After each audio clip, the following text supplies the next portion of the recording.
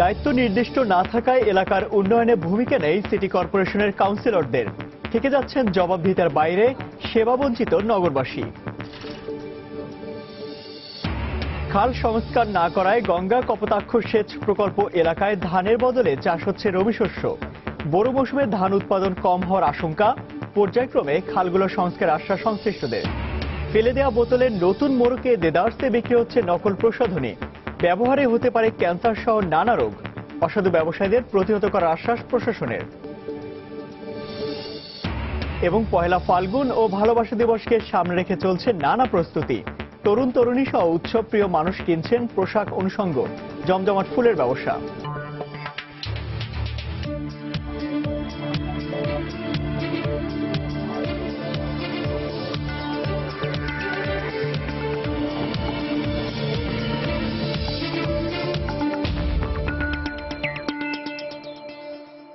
দেখছিলেন শিরোনাম। আমন্ত্রণ জানাচ্ছি দেশ ও দেশের বাইরে অর্থ বাণিজ্যের নানা খবর নিয়ে আমাদের নিয়মিত আয়োজন এসবার বাণিজ্যে।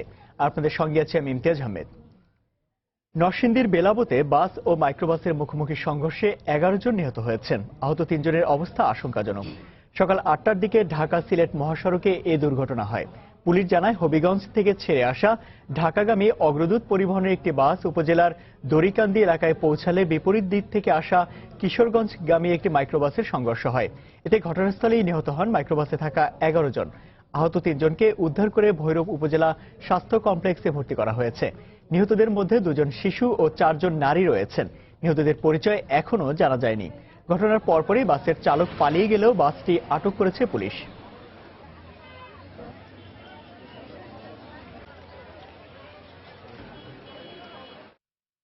দুর্ঘটনার পর এ বিষয়ে আমাদেরকে ফোনে জানিয়েছেন নরসিংদী পুলিশ সুপার আমিনা বেগম। আমরা সেইটি জেনে আসছি। ভৈরব থেকে একটা মাইক্রোবাস এবং একটা বাস আসছিল, দুইটাই নরসিংদীর দিকে আসার পথে এটা দড়িকান্দি বাজার, ওইখানে মাইক্রোবাসটা ওভারটেক করে বাসের সামনে উল্টে যায়। তখন বাস আর প্রতিরোধ করতে না পেরে মাইক্রোবাসের উপর উঠে যায়। স্পটে 11 জন মারা যায়। তার মধ্যে 5 জন পুরুষ, 4 জন নারী আর 2 জন শিশু ছিল, আর 3 জন ক্রিটিক্যাল কন্ডিশনে আছে। জঙ্গিবাদ ও সন্ত্রাসবাদ এবং মাদক রোধে আনসার ও গ্রাম প্রতিরক্ষা বাহিনীকে এগিয়ে আসার আহ্বান জানিয়েছেন প্রধানমন্ত্রী শেখ হাসিনা। সকালে গাজীপুরের শফিপুরে আনসার ও গ্রাম প্রতিরক্ষা বাহিনীর 37তম জাতীয় সম্মেলনে তিনি মন্তব্য করেন। এর আগে সেখানে কুচকাওয়াজ পরিদর্শন করেন প্রধানমন্ত্রী। আনসার ও গ্রাম প্রতিরক্ষা বাহিনীর একটি চৌকুশ দল তাকে গার্ড অব অনার প্রদান করেন। এছাড়াও গুরুত্বপূর্ণ অবদানের জন্য আনসার সদস্যদের ব্যাজ পরিয়ে দেন প্রধানমন্ত্রী শেখ হাসিনা। পরে প্রধানমন্ত্রী তার বক্তব্যে স্বাধীনতা আন্দোলন সহ দেশের যে কোনো বিপর্যয়ে এই বাহিনীর গুরুত্বপূর্ণ ভূমিকার প্রশংসা করেন। প্রেসিডেন্ট আনসার পদক সেবা মোহাম্মদ জিয়াউল হাসান, জেলা কমান্ড্যান্ট আনসার ও ভিডিপি ময়মনসিংহ। প্রেসিডেন্ট আনসার পদক সেবা সরওয়ার জাহান চৌধুরী, উপপরিচালক। শুরু হয় এবং বাংলাদেশে জঙ্গিবাদ সন্ত্রাস এটা শুধু বাংলাদেশে নয়, সারা বিশ্বব্যাপী একটা সমস্যা। আপনারা যারা বিশেষ করে আনসার ভিডিপি আপনারা গ্রামে গঞ্জে বসবাস করেন, এই ধরনের অপকর্মের সঙ্গে যারা জড়িত থাকে, সন্ত্রাস জঙ্গিবাদের সাথে অথবা মাদকাসক্তির সাথে যারা জড়িত, মাদক পাচার, মাদক ব্যবহার, মাদক সরবরাহ অথবা মাদকাসক্তি, আপনারা পারেন এই ক্ষেত্রে বিশাল ভূমিকা রাখতে, যাতে আমাদের ছেলেমেয়েরা এই মাদকাসক্তিতে না জড়ায়, জঙ্গিবাদ সন্ত্রাসের সাথে না জড়ায়। এ ব্যাপারে আপনাদেরও একটা ভূমিকা রাখতে হবে। মানুষের ভিতরে সচেতনতা সৃষ্টি করা এবং এটা প্রতিরোধ করে শান্তি শৃঙ্খলা বজায় রাখায় বিশেষ ভূমিকা আপনারা রাখবেন, সেটাই আমরা চাই। স্বাধীনতার পর থেকে এ পর্যন্ত প্রতিটি ক্ষেত্রে এই বাহিনীর সদস্যরা অত্যন্ত দক্ষতা ও সফলতার পরিচয় দিয়েছে।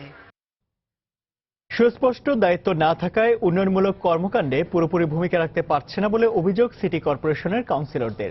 ফলে অনেক সেবা থেকেই বঞ্চিত হচ্ছে নগরবাসী। বিশ্লেষকরা বলছেন, কাউন্সিলরদের কাজের এখতিয়ার সুনির্দিষ্ট না থাকার কারণে জবাবদিহিতার বাইরে থেকে যাচ্ছেন তারা। তবে স্থানীয় সরকার মন্ত্রী জানান, আইনে কাউন্সিলরদের কাজের পরিধি স্পষ্ট করা আছে। বিস্তারিত বেলায়েত হোসাইনের রিপোর্টে। পরিচ্ছন্ন রাস্তা, দখলমুক্ত ফুটপাত, এলইডি লাইট সহ গেল 1.25 বছরে অনেক উন্নয়ন যোগ হয়েছে 2 সিটি কর্পোরেশনের প্রাপ্তির খাতায়। এসব প্রাপ্তির পেছনে তালিকা শক্তি হিসেবে আলোচনা সমালোচনা যা কিছু সবই মেয়রকে ঘিরে। কিন্তু নগর পিতাদের দৃষ্টির বাইরে থাকা রাজধানীর অনেক পাড়া মহল্লা এখনো পড়ে আছে অযত্নে অবহেলায়। অভিযোগ রয়েছে এসব এলাকার দুর্দশা সম্পর্কে সচেতন থাকলেও সমাধানে ব্যর্থ হচ্ছেন কাউন্সিলররা। তারা নিয়মিত ভাবে যে যেটা মানে দরকার আর কি, মানে পরিষ্কার করাটা আর কি ওইরকম ভাবে করে নাই। আমরা আজ পর্যন্ত দেখি না যে মোটর ওষুধ কেমনে দেয়। এই রাস্তাঘাটের অবস্থা দেন না, দেন আপনি তো নিজের চোখে দেখতেছেন, আর এবার সাক্ষাৎকার নিয়ে আর কি হইব। মেয়রের কাছে যে কাউন্সিল না করলে কি আর মেয়র দেখবো? কাউন্সিলরদের কেউ কেউ বলছেন দায়িত্ব নির্দিষ্ট না থাকায় তেমন ভূমিকাই রাখতে পারছেন না তারা। কেউ আবার তুলে ধরেছেন নানা সীমাবদ্ধতার কথা। স্পেসিফিকলি বলা নাই যে আপনারা এই কাজগুলো আমরা করতে পারবেন, যার কারণে আমরা এদিক সেদিক ঘুরে বেড়াচ্ছি, বাট আমরা সেরকম কাজও করতে পারছি না। আমি কাউন্সিলর হিসাবে কাজটা কিন্তু সরাসরি আমি করতে পারি না, কাজটা করতে হবে আমার সিটি কর্পোরেশনের বিভিন্ন ডিপার্টমেন্টের মাধ্যমে। আবার ওদেরও কাজ করতে গেলে অনেক সীমাবদ্ধতা আছে। এখন যদি একজনে একটা নতুন রাস্তা চায়, এটা তো আমি আর 10 দিনে পারবো না। এটার একটা প্রকল্পের ব্যাপার আছে, এটার একটা বাজেটের দরকার আছে, টেন্ডারের দরকার আছে। এটার জন্য তো আমার কমসে কম 6 মাসের সময় নিতে হবে। ঢাকা উত্তর ও দক্ষিণ সিটি কর্পোরেশনের সিটিজেন চার্টারে নগরবাসীকে মোটা দাগে যে কয়টি সেবার প্রতিশ্রুতি দেওয়া হয়েছে তার মধ্যে সনদ প্রদান ছাড়া আর কোনোটিতেই নেই কাউন্সিলরদের সম্পৃক্ততা। সিটি কর্পোরেশনের সমস্ত ক্ষমতা কর্পোরেশনের হাতে। কর্পোরেশন এইবার এই ক্ষমতা মেয়র, কাউন্সিলর, কর্মচারীদের মধ্যে বন্টন করবেন, কিন্তু কোথায় বন্টিত হয়েছে সেরকম কোন ডকুমেন্ট দেখা যাচ্ছে না। বর্জ্য ব্যবস্থাপনা কাউন্সিলরের ভূমিকাটা কি সেটা কিন্তু ক্লিয়ার না। সবকিছু গিয়েই মেয়রের উপরে বর্তায়, কাউন্সিলররা কোনো না কোনোভাবে বাইপাস হয়ে যায়। তবে স্থানীয় সরকার মন্ত্রী জানান কাউন্সিলরদের দায়িত্ব সম্পর্কে সচেতন করতে দেওয়া হচ্ছে নিয়মিত প্রশিক্ষণ। কাউন্সিলরদের সুনির্দিষ্ট কাজের আইনগতভাবে নির্ধারণ করা আছে। তাদের কর্তব্য দায়িত্ব সম্বন্ধে সজাগ করার জন্য আমরা ট্রেনিং দিতেছি এবং ট্রেনিং প্রাপ্ত হলেই তাদের অনেক প্রশ্নের অ্যান্সার হয়ে যাবে। কয়েক বছর আগে এই এলাকাটি সিটি কর্পোরেশনে যুক্ত হলেও এখনো তেমন কোনো সুফল পায়নি বলে অভিযোগ এখানকার বাসিন্দাদের। বিশ্লেষকরা বলছেন কাউন্সিলরদের জবাবদিহিতার আওতায় না আনলে এভাবেই বিভিন্ন পাড়া মহল্লার উন্নয়ন থেকে যাবে দৃষ্টির আড়ালে। বেলায়েত হোসাইন, সময় সংবাদ, ঢাকা। সঠিক সময় পানি না দেয়া এবং খাল সংস্কার না করায় গঙ্গা কপোতাক্ষ সেচ প্রকল্প এলাকায় কৃষক ধানের বদলে বাধ্য হয়ে রবি শস্য চাষ করছেন। এর ফলে কুষ্টিয়া জেলার সেচ প্রকল্প এলাকায় চলতি বোরো মৌসুমে ধান উৎপাদন কম হবে। জিকে সেচ প্রকল্পের নির্বাহী প্রকৌশলী জানান কৃষকের চাহিদা না থাকায় পানি দেওয়া বন্ধ রয়েছে। পর্যায়ক্রমে প্রকল্প এলাকার খালগুলো সংস্কার করা হবে। বাবুল হোসেনের ছবি ও SM রাশেদের তথ্য নিয়ে ডেস্ক রিপোর্ট। গঙ্গা কপোতাক্ষ সেচ প্রকল্প এলাকায় চলতি বোরো মৌসুমে সঠিক সময়ে পানি না দেয়ায় কৃষকেরা বাধ্য হয়ে রবি শস্য চাষ করেছে। প্রকল্পের খালগুলো দীর্ঘদিন সংস্কার না করায় পানি সঠিক সময়ে পৌঁছাতে পারছে না জমিতে। খালে পানি কম থাকায় শ্যালো মেশিন দিয়ে জমিতে পানি নেয়ার কারণে রবি শস্য উৎপাদনে খরচ বেশি পড়ছে বলে জানান কৃষকেরা। ধান তৈরি হয়তো খালে পানিতে, বোরিং এর পানিতে ফলন কম হচ্ছে। খালি গোসল করা পানি দিছে, তাহলে তার হাসে গা পেঁয়াজে বোরিং এতে পানি নেওয়া লাগতো না, তাহলে পরে এত টাকাও খরচ হইতো না। পানি আমরা আছে মেশিন দিয়ে তেল খরচ করে আমরা আছে জমিতে দিচ্ছি। শাখা খালগুলো সংস্কারের অভাবে মূল খালের সাথে পানি প্রবাহ বন্ধ হয়ে গেছে। এ অবস্থায় খালগুলো দ্রুত সংস্কারের দাবি জানিয়েছেন কৃষকেরা। এখন প্রয়োজন হচ্ছে এই খালগুলো সংস্কার করা। সরকারের আবেদন করতেছি, আমরা পানি দরকার নাই, আমরা ধান চাষ করতে পারতেছি না। তবে জিকে প্রকল্পের নির্বাহী প্রকৌশলীর দাবি কৃষকের চাহিদা না থাকায় পানি বন্ধ রয়েছে। পাশাপাশি পর্যায়ক্রমে খালগুলো সংস্কারের আশ্বাস দেন তিনি। ক্যানেল সিস্টেমে পানি অ্যাভেলেবল আছে, যখন যে মাঠে দরকার হবে কৃষকদের সেই মাঠে পানি পৌঁছানো যাবে। যেসব খাল এখনো সংস্কার আওতায় আসেনি সেগুলো আগামী বছরগুলোতে পর্যায়ক্রমে সংস্কার করা হবে। কুষ্টিয়া, চুয়াডাঙ্গা, ঝিনাইদহ ও মাগুরা জেলার 13টি উপজেলায় গঙ্গা কপোতাক্ষ সেচ প্রকল্প বিস্তৃত। প্রকল্প এলাকায় মোট জমির পরিমাণ 4,88,000 একর। পানি সরবরাহের জন্য 1,93,000 কিলোমিটার প্রধান সেচ খাল, 467 কিলোমিটার শাখা খাল, 895 কিলোমিটার উপশাখা খাল ও 971 কিলোমিটার নিষ্কাশন খাল রয়েছে। সময় সংবাদ, কুষ্টিয়া। রাজধানী পুরান ঢাকায় নকল করে তৈরি করা হচ্ছে বিদেশি ব্র্যান্ডের বিভিন্ন প্রসাধনী। পরিত্যক্ত প্রসাধনী বোতলে নতুন রূপ দিয়ে দেদারসে চলছে বাণিজ্যিক কার্যক্রম। প্রশাসন বলছে অভিযানের মাধ্যমে এ ধরনের অসাধু ব্যবসায়ীকে প্রতিহত করা হবে। এদিকে স্কিন ক্যান্সার সহ সব ধরনের স্বাস্থ্যগত ঝুঁকি এড়াতে দেশীয় ব্র্যান্ডের প্রসাধনী ব্যবহারের পরামর্শ দিয়েছেন চিকিৎসকরা। সৌন্দর্যের ভাষা জনজনে আলাদা, তবে অভিন্নতার উপকরণ। তাই বাহারি রঙের বিভ্রান্তি এড়াতে ভরসা কাছের মানুষটি। কিন্তু মানানসই এ পণ্যের মান ঠিক আছে তো? প্রশ্নের উত্তর মিলবে পুরাতন ঢাকার আরমানি টোলায়। তেল, শ্যাম্পু, ফেস ওয়াশ, বিশ্বের সেরা সেরা ব্র্যান্ডের হাজার হাজার ভোক্তার পছন্দের সব পণ্য। অপেক্ষা কেবল বাজারজাতকরণের। তারপরই বিশ্বখ্যাত ব্র্যান্ডের সিল স্বাক্ষরে মেড ইন আরমানি টোলার এই পণ্যগুলো পৌঁছে যাবে ভোক্তাদের কাছে। ব্যবহার করা পরিত্যক্ত বোতলে নতুন রূপ দেওয়ার গল্প আরো বিচিত্র। পরিমাণ মতন পানি মিক্স করে নিমের কালারটা করে যদি পাতলা হয়ে যায় তাহলে ঘন করার জন্য আবার হালকা কিছু একটু লবণ দেয়। সাপ্লাই বড় বড় মার্কেটে দেয়, তারপর আমরা চক বাজারও দেয়। পাশের ফ্ল্যাটের অন্ধকারের গল্প নাগরিক ব্যস্ততায় অজানা থেকে যায় প্রতিবেশীদের। চিপা চুপা গুল্লি মুল্লি কে কার খবর রাখে, উপরে কি হয় না তো আমরা বলতে পারতাম না। ক্রেতারা বলছেন দাম কম হওয়ার কারণে ফুটপাতই তাদের প্রথম পছন্দ। আর ফুটপাত শপিং মল দুই বিক্রেতার কাছে নিজেদের পণ্যের মান আকাশ ছোঁয়া।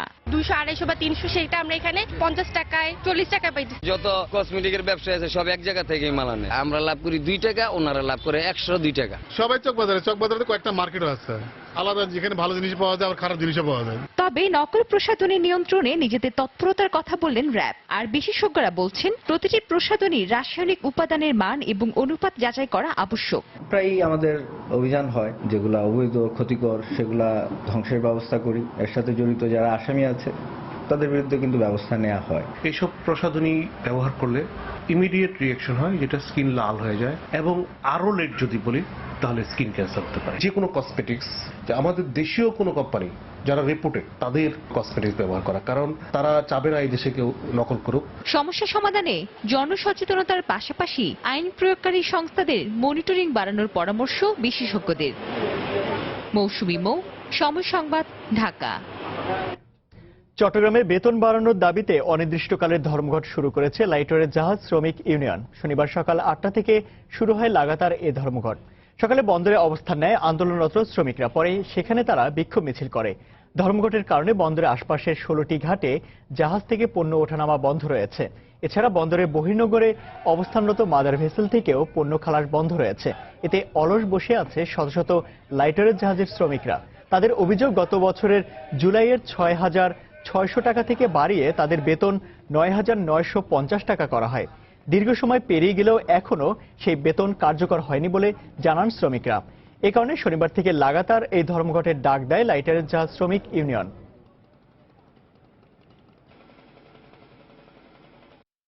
সারা বাংলাদেশে কাজ বন্ধ।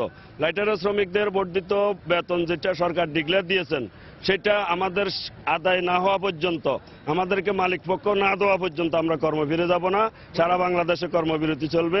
আন্দোলনের ফলে সারা দেশব্যাপী ইনশাল্লাহ জাহাজগুলো বন্ধ আছে, প্রত্যেকটা ঘাটের পণ্য ওঠানামা বন্ধ আছে। এখনো পর্যন্ত আমাদের কর্মবিরতি চালিয়ে যাচ্ছি বর্ধিত বেতন আদায়ের লক্ষ্যে। এই মুহূর্তে চট্টগ্রামের ঘাটে আছেন সহকর্মী কমল দে। সরাসরি চলে যাচ্ছি তার কাছে। কমল। ধন্যবাদ ইমতিয়াজ। লাইটার শ্রমিকদের যে ধর্মঘট চলছে তার প্রতিক্রিয়া কিন্তু পড়তে শুরু করেছে দেশের প্রধানতম সামুদ্রিক বন্দর চট্টগ্রাম বন্দরে। চট্টগ্রাম বন্দরে বহির্নোঙরে দেশি বিদেশি 63টি জাহাজ অবস্থান করছে। এর মধ্যে 35টি জাহাজ থেকে পণ্য খালাস করার কথা ছিল, কিন্তু যেহেতু লাইটার শ্রমিকদের ধর্মঘট চলছে এবং কোনো জাহাজ বহির্নোঙরে যাচ্ছে না, তার ফলে কিন্তু এই 35টি জাহাজ থেকে পণ্য খালাস করা যাচ্ছে না। আপনি জানেন যে গতকাল সকাল 8টা থেকে কিন্তু এই ধর্মঘট শুরু হয়েছিল এবং গতকাল ধর্মঘট চলেছে এবং আজকে তার ধর্মঘটের দ্বিতীয় দিন দেখেছি আমরা কিন্তু প্রায় কয়েক হাজার টন পণ্য নিয়ে 150র বেশি লাইটারের জাহাজ কিন্তু বন্দরের পার্শ্ববর্তী যে 16টি ঘাট রয়েছে সেই 16টি ঘাটে অবস্থান রয়েছে। যেহেতু ধর্মঘট চলছে তার কোনো পণ্য উঠানামা বা খালাস প্রক্রিয়া চলছে না।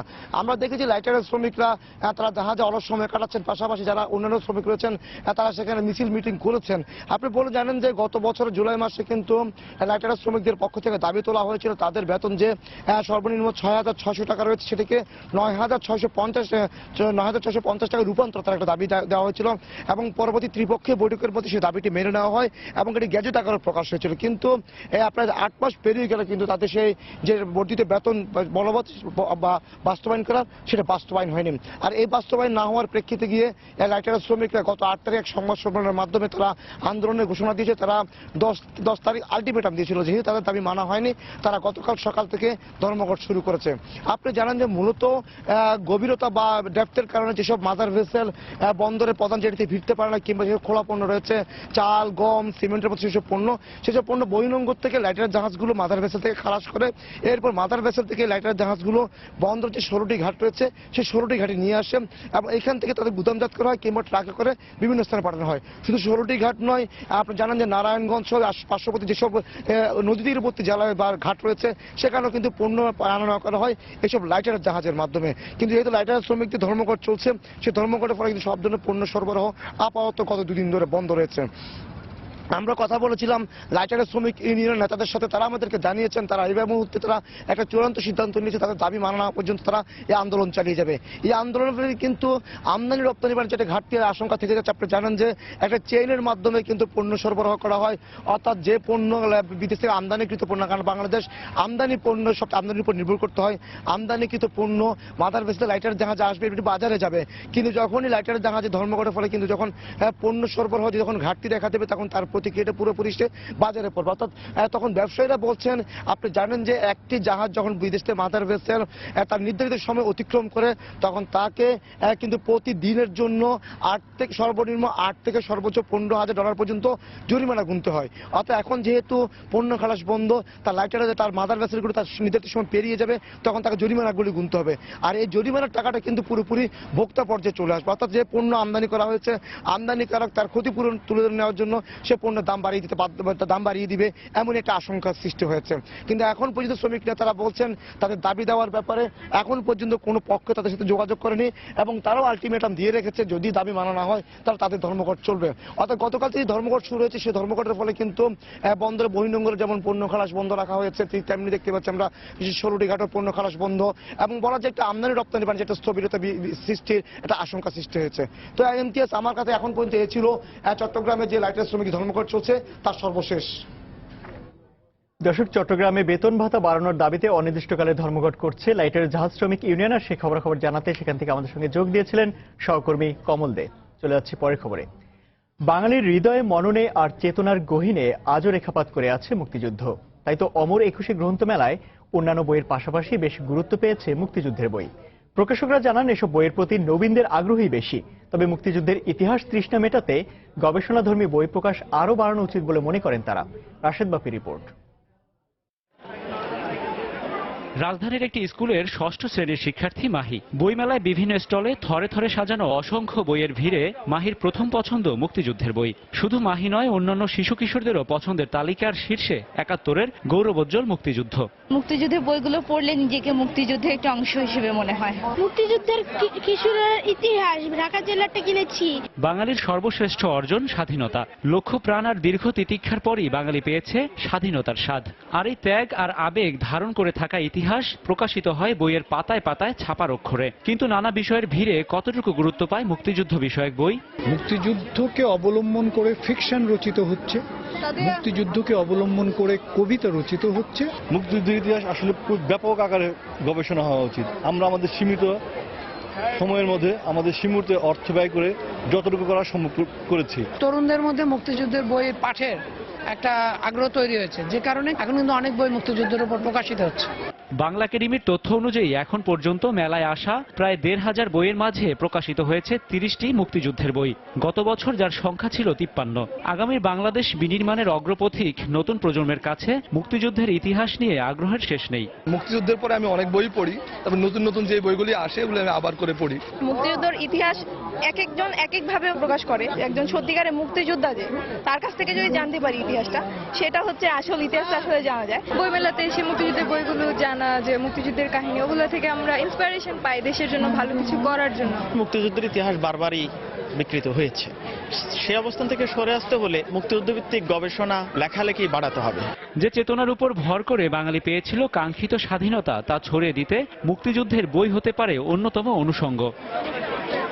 রাশেদ বাপ্পি, সময় সংবাদ, ঢাকা। রাজশাহী বিশ্ববিদ্যালয় পাঠক ফোরামের আয়োজনে চলছে 2 দিনব্যাপী 21শের বইমেলা। গতকাল সকালে সংগঠনের কার্যালয়ে মেলার উদ্বোধন করেন সময় সংবাদের বার্তা প্রধান তুষার আব্দুল্লাহ। এ সময় সংগঠনের নেতৃবৃন্দের পাশাপাশি লেখক ও সাহিত্যিকরা উপস্থিত ছিলেন। এবারে মেলায় বিশ্ব সাহিত্য কেন্দ্র সহ বিভিন্ন প্রকাশনার 10টি স্টল রয়েছে। প্রতিটি স্টলে শিশু সাহিত্য, মুক্তিযুদ্ধ ও ভাষা আন্দোলন ভিত্তিক বই রয়েছে। এদিকে মেলা শুরুর পরই অতিথিরা মেলা প্রাঙ্গণ ঘুরে দেখেন। রোববার সন্ধ্যায় শেষ হবে ক্ষুদ্র পরিসরে আয়োজিত এ বই মেলা।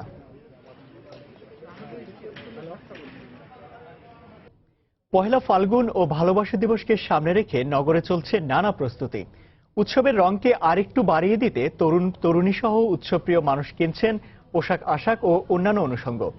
ক্রেতারা চাহিদা ও রুচির কথা মাথায় রেখে আধুনিকতা ও ঐতিহ্যের মিশেলে হলুদ, কমলা সহ নানা রং ও ডিজাইনের বাহারি পোশাক নিয়ে এসেছে ফ্যাশন হাউসগুলো। জমে উঠেছে ফুলের ব্যবসাও। বিস্তারিত জানাচ্ছেন হাজারা শিউলি।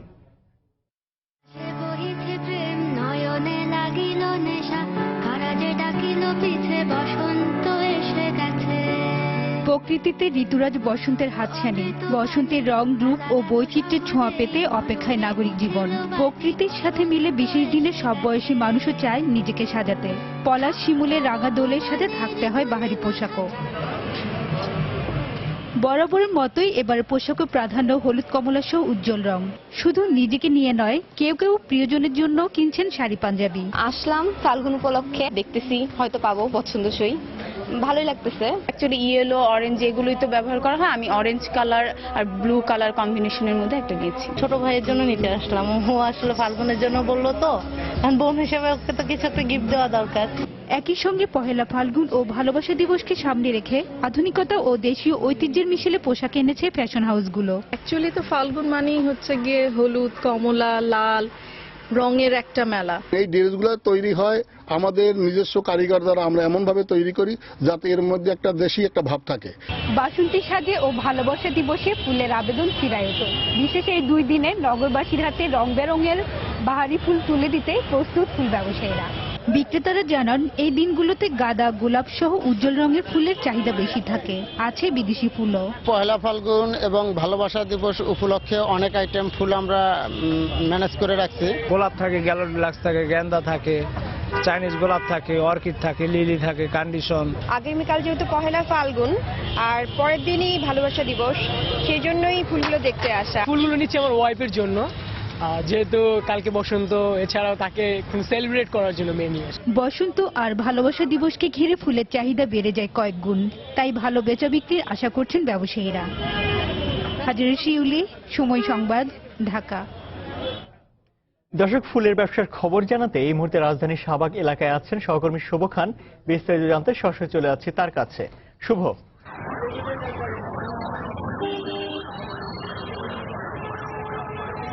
যেহেতু আগামীকালকে পহেলা ফাল্গুন, এরপরেই কিন্তু ভালোবাসা দিবস রয়েছে এবং সামনে 21শে ফেব্রুয়ারি রয়েছে, সে কারণেই কিন্তু ফুলের চাহিদাও কিন্তু অন্যান্য সময়ের তুলনায় বেড়েছে। তো আমরা এখন রাজধানীর শাহবাগে যে ফুলের মার্কেটগুলো রয়েছে সেখানে রয়েছে। তো সকাল থেকে আমরা কিছুক্ষণ আগেই আমরা এসেছি, তো দেখতে পাচ্ছি যে ক্রেতারা কিন্তু আসছেন এবং তারা কিন্তু বেছে বেছে তাদের পছন্দের ফুল নিচ্ছেন। শুধু যে উৎসবকে কেন্দ্র করে আসলে ফুলের কেনাকাটাটি বাড়ে তা কিন্তু নয়, বরঞ্চ এখন কিন্তু পারিবারিক, সামাজিক এবং রাষ্ট্রীয় যে কোনো অনুষ্ঠানে কিন্তু ফুল কেনা বেচার একটি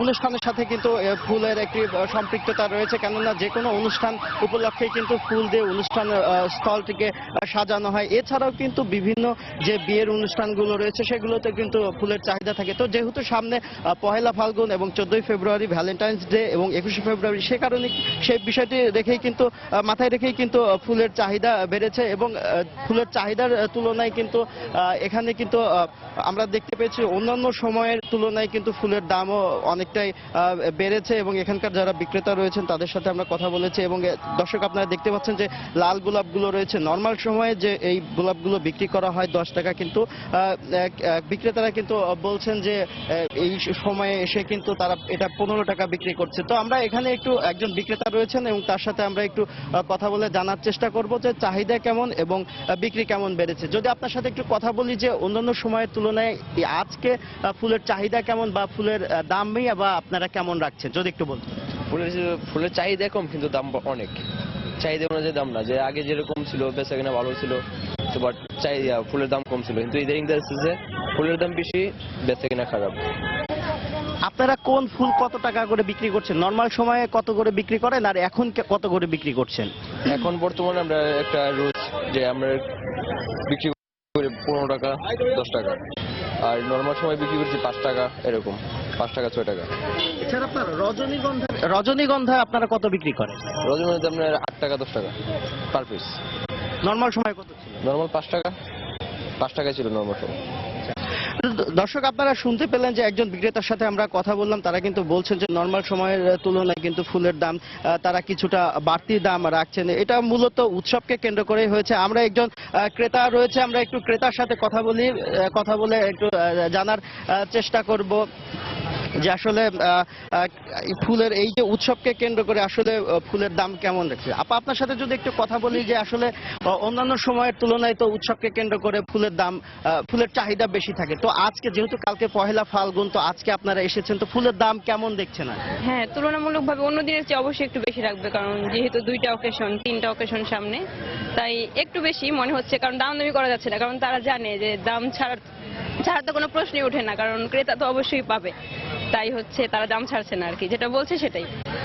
এখন ফুলের তো দেখছি আমরা বেশ সরবরাহ রয়েছে, এবং আপনি জানেন নিশ্চয়ই যে আমাদের দেশে ফুলের যে অভ্যন্তরীণ যে চাহিদা সেটি মিটিয়ে কিন্তু বিদেশে রপ্তানি করা হচ্ছে, সুতরাং সরবরাহ তো সংকট নেই, তো তারপরে বাড়তি দাম রাখছে কেন, কি মনে হচ্ছে আপনার কাছে? কারণ এটা হচ্ছে ওনাদের ব্যবসা করার এখন সিজন, সব সময় তো এখন বিয়ের সিজনও, আবার বিভিন্ন অকেশনও, তো সব ব্যবসার যেমন একটা নির্দিষ্ট একটা মাস থাকে যে কোন সময় তারা ক্রেতাকে যে লাভ করবে। অনেক সময় আছে যে 50 টাকার ফুল 30 টাকা দিয়ে দিচ্ছে, কারণ ওনারা এখন 60 বলে 60 নিতে হচ্ছে, ওনারা জানে আমরা নিয়ে যাব না, এই জন্যই আর কি মূলত হচ্ছে। আচ্ছা, আমরা যেমনটি একজন ক্রেতার কাছ থেকে শুনছিলাম যে আসলে ফুলের সরবরাহ পর্যাপ্ত থাকলেও কিন্তু মূলত উৎসবকে কেন্দ্র করে তারা কিন্তু বিক্রেতারা ফুলের দাম বাড়াচ্ছেন, কেননা অন্যান্য সময়ে কিন্তু ফুলের চাহিদা কিছুটা কম থাকে, সেই কারণে কিন্তু বিক্রেতারা কিন্তু ফুলের দামও কিন্তু মোটামুটি সহনীয় পর্যায়ে রাখেন। যেহেতু উৎসবকে কেন্দ্র করে চাহিদা বাড়তে থাকে, সে কারণে কিন্তু তারা ফুলের দাম বেশি রাখছেন, এমনটাই কিন্তু বলছেন এখানকার ক্রেতারা। তো এই ছিল এখানকার সর্বশেষ। দর্শক, পয়লা ফাল্গুন এবং ভালোবাসা দিবসকে সামনে রেখে বেশ জমজমাট রাজধানীর ফুলের বাজার, আর সেই খবরাখবর জানাতে রাজধানীর শাহবাগ এলাকা থেকে আমাদের সঙ্গে যোগ দিয়েছিলেন সহকর্মী শুভ খান। চলে যাচ্ছি পরের খবরে। প্রিয় মানুষটিকে মূল্যবান কোনো উপহার দেওয়া যাক বা না যাক, ছোট্ট একটি ফুল দিয়ে প্রকাশ করা যেতে পারে হৃদয়ের গভীরে থাকা ভালোবাসা। তাই বিশেষ দিবসে প্রিয় মানুষকে ফুল দিয়ে শুভেচ্ছা জানাতে সবাই ছোটে ফুলের দোকানে। দর্শক, গতকাল ছিল ঝিনাইদহের ফুল চাষিদের কর্মব্যস্ততার খবর, আজ থাকছে বগুড়া ও নারায়ণগঞ্জের ফুল চাষিদের খবর। বগুড়ার পার্ক রোডে ফুল মার্কেটের এখন সব দোকানই ব্যস্ত পহেলা ফাল্গুন ও ভ্যালেন্টাইন্স ডে কে সামনে রেখে ফুল সংগ্রহের কাজে। এসব দিনে লাল গোলাপের চাহিদা থাকে সবচেয়ে বেশি, তাই তারা ছুটছে জেলার শিবগঞ্জ, গাবতলী, শাহজাহানপুর সহ বেশ কয়েকটি উপজেলার ফুল চাষিদের কাছে। ভালোবাসার দিবসে ফুলের চাহিদা বেশি এবং আমরা বেচা বিক্রি করে বেশি লাভও আছে। আশা করি আমরা 2 বিঘা জমি থেকে 2 থেকে 2.5 লক্ষ টাকা বিক্রি করতে পারবো। আমরা ফুল সংগ্রহ করতেছি ব্যাপক হারে, আশা করছি ভালো বিক্রি হবে। ব্র্যান্ডের টাইমে আমরা বেশি দামে কিনি, বেশি দামে বিক্রি করি। বিশেষ দিনে ভালোবাসার মানুষকে ফুল দিয়ে শুভেচ্ছা জানাতে চান সবাই, দাম বেশি হলেও আপত্তি নেই তাদের। ভালোবাসা সবার ক্ষেত্রেই প্রযোজ্য। প্রতীক হিসেবে আমরা ওই বিশেষ দিনগুলোতে ফুল নিয়ে তাদেরকে উপহার হিসেবে দেই। ফুলটা অনেক বেশি স্পেশাল আমাদের কাছে, যার জন্য আমরা ভালোবাসা দিবসে ফুলটাকেই মেইন থিম হিসেবে নেই এবং ভালোবাসার মানুষকে ফুল দেই। ভ্যালেন্টাইন্সে একটু দাম বেশি থাকে, আসলে এটা আসলে একটু বেশি হয়ে যায়। দিবস দুটিতে সব ব্যবসায়ী যেন ব্যবসা করতে পারে, সেজন্য প্রতিটি দোকানে নির্দিষ্ট পরিমাণ ফুল রাখার সিদ্ধান্তের কথা জানিয়েছে ফুল ব্যবসায়ী সমিতি। 17টা দোকান এখানে আমাদের 17 জনের টার্গেট দেওয়া হয়েছে। টার্গেটটা হচ্ছে প্রতিটা দোকানে 3000 গোলাপ থাকবে, নির্দিষ্ট দাম নির্ধারণ করা হবে। বগুড়ায় গত বছর ভ্যালেন্টাইন্স ডেতে ফুল বিক্রি হয়েছিল প্রায় 50 লাখ টাকা। এবারও সমপরিমাণ ফুল বিক্রির আশাবাদ ব্যবসায়ীদের। মাজেদুর রহমান, সময় সংবাদ, বগুড়া। নারায়ণগঞ্জের বন্দর উপজেলার কলাগাছি ইউনিয়নের 10 থেকে 12টি গ্রাম মূলত ফুল চাষের জন্যই পরিচিত। রাজধানীর শাহবাগের ফুল মার্কেটের একটি বিরাট চাহিদা পূরণ করছে এই গ্রামের ফুল চাষিরা। এখানকার ব্যবসায়ীদের দাবি, সংরক্ষণ ব্যবস্থা সহ ছোটখাটো কিছু সমস্যার সমাধান হলে এখানকার ফুল বিদেশে রপ্তানি করা সম্ভব। নারায়ণগঞ্জ থেকে শওকত আলী সৈকতের তথ্য ও আব্দুল্লাহ আল মামুনের তোলা ছবি নিয়ে ডেস্ক রিপোর্ট। এ যেন ধরিত্রীর বুকে এক টুকরো স্বর্গোদ্যান। যতদূর চোখ যায় সারি সারি লাল, হলুদ, কমলা, সাদা রঙের গ্যালাডিয়া, গাঁদা, চেরি, জিপসি, ডালিয়া সহ নানা রঙের ফুল দেখে যে কারোরই মন ভরে যাবে। নারায়ণগঞ্জের বুক চিরে বয়ে যাওয়া শীতলক্ষার পূর্বপার বন্দরের সাবদি, শেলসারদি, মাধবপাশা, দিঘলদি সহ আশপাশের 10 থেকে 12টি গ্রামে রয়েছে এ ফুলের সমারোহ। পহেলা ফাল্গুন, ভালোবাসা দিবস এবং আন্তর্জাতিক মাতৃভাষা দিবসের মতো বিশেষ দিনে রাজধানীর শাহবাগ ফুল মার্কেটের সিংহভাগ চাহিদাই পূরণ করছে এখন এই গ্রামগুলোর ফুল। আর শস্যের চেয়ে লাভ বেশি হওয়ায় ফুল চাষী আগ্রহ এখানকার চাষীদের। তবে কোল্ড স্টোরেজ ও পর্যাপ্ত অর্থের যোগান না থাকায় বাজার ভালো থাকা সত্ত্বেও আশানুরূপ লাভবান হচ্ছেন না ব্যবসায়ীরা। এই এলাকার মাটি ভালো, এই এলাকার ফুল চাষ ফলন ভালো হয়। একখানি ক্ষেত করতে 50 থেকে 60,000 টাকা খরচা আছে, তা এখন এই দামে বিক্রি করলে দেখা যায় আমাদের 20 থেকে 30,000 টাকা আসে। পয়লা ফাল্গুনের চাহিদা বেশি থাকে, ফাল্গুন মাসে ফেব্রুয়ারি মাসটা পুরোটাই চাহিদা থাকে। সরকার যদি আমাদের প্রতি একটু লক্ষ্য রাখলে আমাদের যে ফুল আমার বাংলাদেশে তৈরি হতে এই ফুলটা ইচ্ছা করলে বিদেশ রপ্তানি করতে পারে। পুরুষদের পাশাপাশি এখানকার নারীদেরও কর্মসংস্থান মিলেছে এই ফুল চাষের মাধ্যমে। তাদের মতে সরকারি পৃষ্ঠপোষকতা পেলে এই এলাকা হতে পারে দেশের প্রধান ফুল চাষের ক্ষেত্র। আমি অনেক এডি দূরেই থাকি, একটা ছেলে পড়ালেখা করতে আসি, করাইতে আসি, এই ব্যবসা করি আমি। এই বর্ষা কাজ দিব, এটা দিয়ে মনে করেন চল্লা ফিরা খাই আর কি কোনো মতন। এদিকে নিজেদের বিভিন্ন সীমাবদ্ধতার কথা স্বীকার করে দ্রুত সরকারি সহযোগিতার আশ্বাস দিলেন উপজেলার কৃষি কর্মকর্তা। এখানে ফুলের আবাদের যে বিষয়গুলো, এটা ভবিষ্যৎ খুব উজ্জ্বল, কিন্তু কোনো উপকরণ বিনামূল্যে দেওয়ার মতো কোনো ব্যবস্থা আমাদের কৃষি সম্প্রসারণ অধিদপ্তরের নাই। ভবিষ্যতে যদি কোনো প্রকল্প পাওয়া যায় বা রাজস্ব অর্থায়ন যদি সম্ভব হয় আমরা সেটা প্রদান করব। নারায়ণগঞ্জ বন্দরের বিভিন্ন গ্রামে প্রায় 5,000 নারী পুরুষ ফুল চাষের মাধ্যমে জীবিকা নির্বাহ করেন। সময় সংবাদ, নারায়ণগঞ্জ। 2021 সালের মধ্যে সরকার তথ্য প্রযুক্তি নির্ভর দেশ গড়তে বদ্ধপরিকর বলে জানিয়েছেন তথ্য ও যোগাযোগ প্রযুক্তি প্রতিমন্ত্রী জুনায়েদ আহমেদ পলক। গতকাল রাজধানী কম্পিউটার কাউন্সিলে আয়োজিত innovation and entrepreneurship in digital age শীর্ষক এক কর্মশালায় এসব কথা বলেন তিনি। এ সময় তিনি ইনোভেশন ডিজাইন এন্টারপ্রেনারশিপ একাডেমি প্রকল্পের নানামুখী কর্মকাণ্ডের কথা উল্লেখ করে বলেন, বর্তমানে অভিনব প্রযুক্তির নেতৃত্ব দেওয়া রোবোটিক্স, ড্রোন, অটোনোমাস ভেহিকেল সহ সকল খাতকে এগিয়ে নিতে কাজ করছে সরকার। কর্মশালায় আরও উপস্থিত ছিলেন MITর কানেকশন সায়েন্সের ব্যবস্থাপনা পরিচালক ডেভিড M. শ্রেয়ার, তথ্য ও যোগাযোগ প্রযুক্তি সচিব শ্যামসুন্দর শিকদার।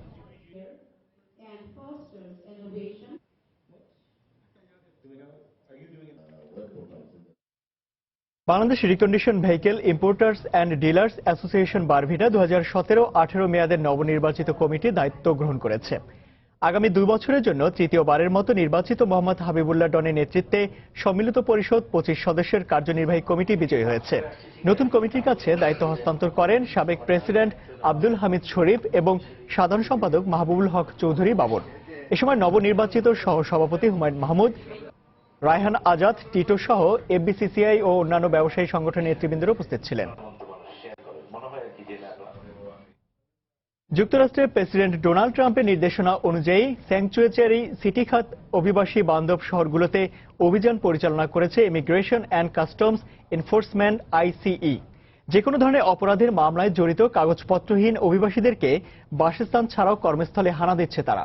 শনিবার পর্যন্ত 600 অভিবাসীকে আটক করা হয়েছে বলে অভিযোগ করেছে বিভিন্ন মানবাধিকার সংগঠন। তবে এসব অভিযান ও আটক সম্পর্কে গণমাধ্যম কিংবা মানবাধিকার সংগঠনগুলোর আইনজীবীদের কোনো তথ্য দেওয়া হচ্ছে না। এদিকে নিউ ইয়র্কে কাগজপত্রহীন অভিবাসী বহিষ্কারে ইমিগ্রেশন অ্যান্ড কাস্টমস এনফোর্সমেন্ট এর অভিযানের বিরুদ্ধে শনিবার নিউ ইয়র্কে বিক্ষোভ করেছে অন্তত 20টি মানবাধিকার সংগঠনের কয়েক হাজার কর্মী। বিক্ষোভ র্যালি থেকে এক নারীসহ 5 জনকে গ্রেফতার করেছে পুলিশ। নিউ ইয়র্কের পাশাপাশি এদিন ক্যালিফোর্নিয়ার লস এঞ্জেলসেও এই ধরপাকড়ের বিরুদ্ধে বিক্ষোভের খবর পাওয়া গেছে।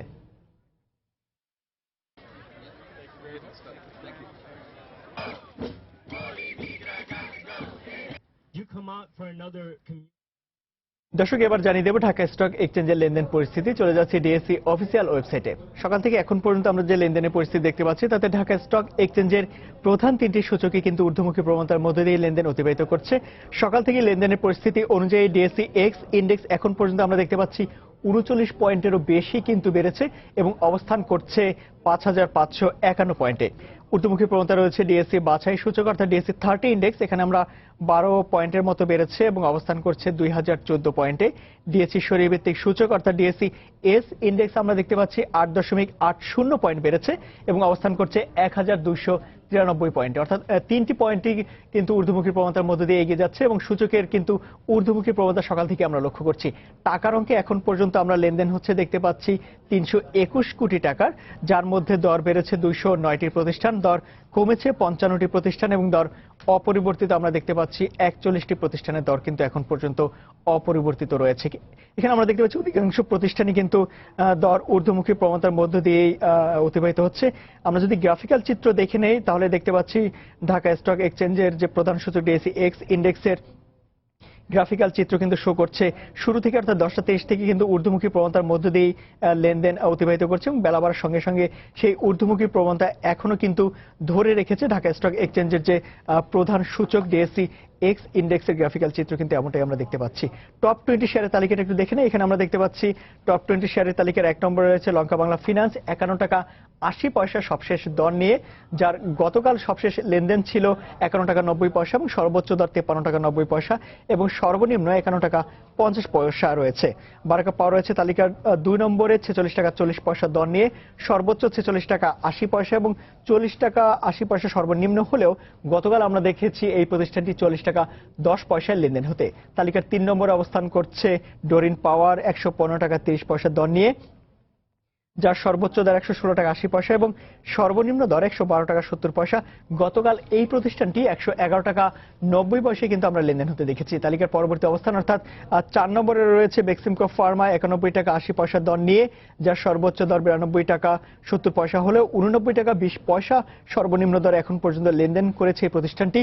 গতকাল এই প্রতিষ্ঠানটি 89 টাকা 30 পয়সা সবশেষ আমরা লেনদেন হতে দেখেছি। তালিকার পরবর্তী অবস্থান অর্থাৎ 5 নম্বরে রয়েছে আমরা দেখতে পাচ্ছি আল আরাফা ব্যাংক, ব্যাংকিং খাতে একটি প্রতিষ্ঠান 21 টাকা 10 পয়সা দর নিয়ে, যেখানে 21 টাকা 40 পয়সা সর্বোচ্চ দর এবং 20 টাকা 80 পয়সায় সর্বনিম্ন দর এখন পর্যন্ত আমরা লেনদেন দেখতে পাচ্ছি। গতকাল এই প্রতিষ্ঠানটি 20 টাকা 70 পয়সায় লেনদেন শেষ করেছিল। পরবর্তী অবস্থান অর্থাৎ 6 নম্বরে আমরা দেখতে পাচ্ছি যে প্রতিষ্ঠানটি উঠে এসেছে সেটি হলো আরএসআরএম স্টিল 78 টাকা 30 পয়সার দর নিয়ে, সর্বোচ্চ দর 80 টাকা 70 পয়সা হলেও 77 টাকা 80 পয়সায় সর্বনিম্ন দরে লেনদেন শেষ করেছে এই প্রতিষ্ঠানটি, যদিও গতকাল 78 টাকা 20 পয়সায় লেনদেন শেষ করেছিল ডিএসআরএম স্টিল। পরবর্তী অবস্থান অর্থাৎ 7 নম্বরে আমরা দেখতে পাচ্ছি আরএকে সিরামিক্স, যার সর্বশেষ লেনদেন 72 টাকা এবং সর্বোচ্চ দর 72 টাকা 70 পয়সা এবং সর্বনিম্ন দর আমরা দেখতে পাচ্ছি 71 টাকা 70 পয়সা। গতকাল এই প্রতিষ্ঠানটি 71 টাকা 30 পয়সায় লেনদেন শেষ করেছিল। এই সেল রয়েছে তালিকার 8 নম্বরে 49 টাকা 30 পয়সা দর নিয়ে এবং 49 টাকা 30 পয়সাই রয়েছে তার সর্বোচ্চ দর এবং সর্বনিম্ন 46 টাকা 60 পয়সা। গতকাল 46 টাকা 50 পয়সা সর্বনিম্ন দরে লেনদেন শেষ করেছিল এই প্রতিষ্ঠানটি, অর্থাৎ গতকালের তুলনায় আজকের কিছুটা দর বেড়েছে এই প্রতিষ্ঠানটির। তালিকার পরবর্তী অবস্থানে রয়েছে বেক্সিমকো 9 নম্বরে 32 টাকা 80 পয়সার দর নিয়ে, সর্বোচ্চ দর 33 টাকা 10 পয়সা এবং সর্বনিম্ন 32 টাকা 60 পয়সায় লেনদেন করছে এই প্রতিষ্ঠানটি।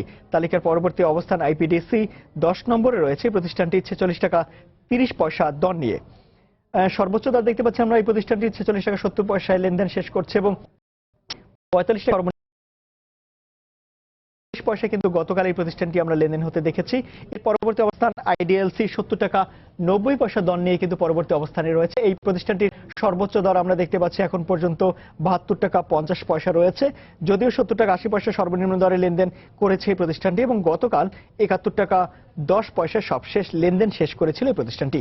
তালিকার পরবর্তী অবস্থানে অ্যাপোলো ইস্পাত রয়েছে 23 টাকা দর নিয়ে তালিকার 12 নম্বরে এবং সর্বোচ্চ দর আমরা দেখতে পাচ্ছি 23 টাকা 10 পয়সা, যদিও এই প্রতিষ্ঠানটি 22 টাকা 80 পয়সা সর্বনিম্ন দরে লেনদেন করছে এবং 22 টাকা 80 পয়সায় গতকাল কিন্তু সর্বশেষ লেনদেন করেছিল এই প্রতিষ্ঠানটি। পাওয়ার খাতে একটি প্রতিষ্ঠান উঠে এসেছে তালিকার 13 নম্বরে সাইফ পাওয়ার, যার সবশেষ লেনদেন আমরা দেখতে পাচ্ছি এখন পর্যন্ত 49 টাকা এবং সর্বোচ্চ দর 49 টাকা 80 পয়সা হলেও 48 টাকা 50 পয়সা পর্যন্ত কিন্তু সর্বনিম্ন দরে লেনদেন করেছে এই প্রতিষ্ঠানটি, যদিও 48 টাকা 20 পয়সা গতকাল এই প্রতিষ্ঠানটির লেনদেন হয়েছিল। তালিকার 14 নম্বরে বিবিএস 52 টাকা 10 পয়সা দর নিয়ে এবং সর্বোচ্চ দর 52 টাকা 60 পয়সার লেনদেন শেষ করলেও 51 টাকা 50 পয়সায় কিন্তু সর্বনিম্ন দরে লেনদেন করেছে এই প্রতিষ্ঠানটি, যদিও 51 টাকা 20 পয়সায় গতকালকের কিন্তু লেনদেন করেছিল এই প্রতিষ্ঠানটির। তালিকার পরবর্তী অবস্থান অর্থাৎ 15 নম্বরে আমরা দেখতে পাচ্ছি কনফিডেন্স 145 টাকা পয়সা এবং সর্বোচ্চ দর 148 টাকা 50 পয়সা হলেও সর্বনিম্ন দর 143 টাকা 60 পয়সায় কিন্তু লেনদেন করছে এই প্রতিষ্ঠানটি এবং সর্বোচ্চ দর আমরা দেখতে পাচ্ছি 148 টাকা হলেও গতকাল এই প্রতিষ্ঠানটি 143 টাকা 30 পয়সায় কিন্তু লেনদেন শেষ করেছিল এই প্রতিষ্ঠানটি। তো মোটামুটি ঢাকা স্টক এক্সচেঞ্জের টপ 20 শেয়ারের তালিকার প্রথম 15টির অবস্থান জানিয়ে দিচ্ছিলাম। দর্শক, এই ছিল এ সময়ের বাণিজ্য। যে কোনো খবর পেতে ভিজিট করুন সময়নিউজ.টিভি আর সঙ্গে থাকুন সময়ের।